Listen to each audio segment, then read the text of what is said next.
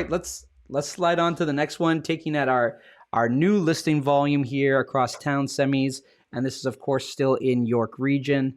We have seen, it's not as high in York as it's been in other places. We just looked at a bunch of stuff in the condos, and then looking down at Peel, we're seeing dramatic increases in terms of new listing volume for the month of January, and funny enough, we're below 2019 numbers, and we're below 2018 numbers for new listings. Matt, I have a feeling when we take a look at active listings, it'll be a different story. But nonetheless, looking at new listings, not the highest we've been. No, you know what? Active listings is going to come probably around the same, but I think what's the big takeaway here is 2024 started the year extremely soft. Yeah. We were only at 1,022 new listings compared to 1,600 for 2018 and 2019. So I guess the big reason why we're seeing such an uptick in active or new listing percentages is just because of how soft 2024 was, and I think that's why we also saw Yeah. a pretty decent market for price wise in January, February last year, was just because of how few homes were actually on the market compared to what we've seen in the Yeah. last couple of years. But I think it's a good takeaway that we are below what we're seeing in 2018, 2019 for active listings.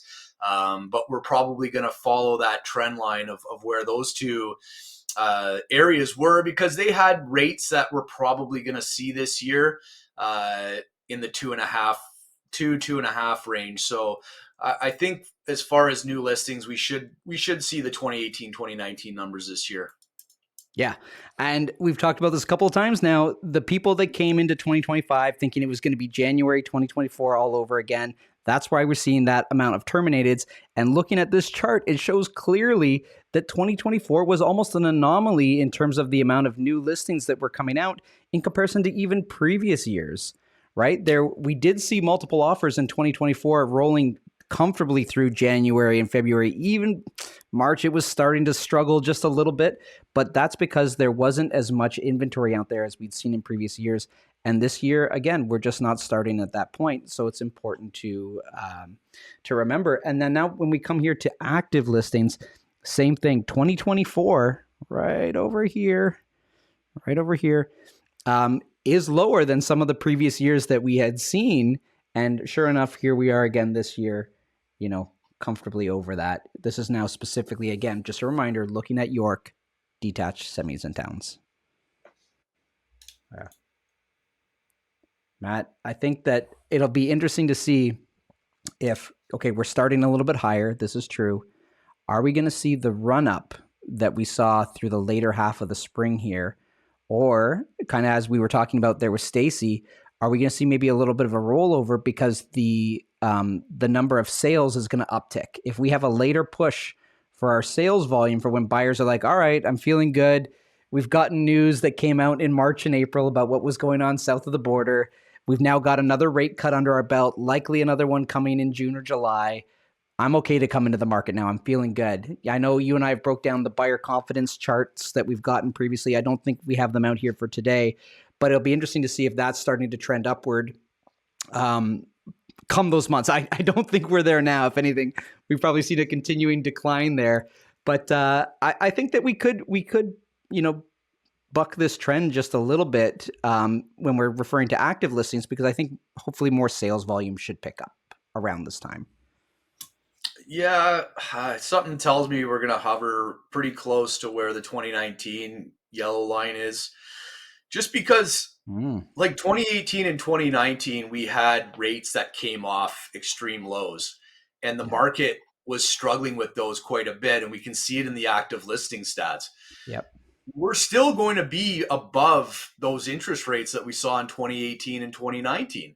So there's still areas of concern in the market where like we're just not low enough potentially in the interest rate section to really drive a significant amount of sales, and we're starting the year at a really low bottom. So I don't know. I think we're probably going to follow that yellow line. We'll be below it, probably below it a little bit.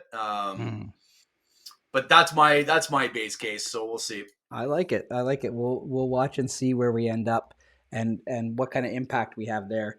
Now, Because here's the talk. sales volume, right? You're Yeah, starting I at was just the saying the lowest same since thing. 2018, and I feel like again we're gonna probably follow the 2019 line, uh, Mhm. maybe even between the 2018 and the 2019, somewhere in that range there. So Yeah.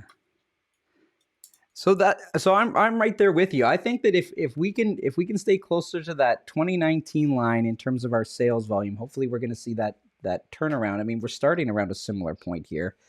Um, but perhaps if we're up higher there in terms of our sales volume, maybe we'll see those active listings trend just that little bit lower. I mean, we want to outpace at the end of the day. We want to outpace what 2024 did. We'll see how that pans out. I think that um, potentially the start to the year, how we're already below that. It's not the start I think we were necessarily looking for. But it's something that we'll watch, and like we said, maybe we just get a push a little bit later through the spring, and go leading into what the summer market would be.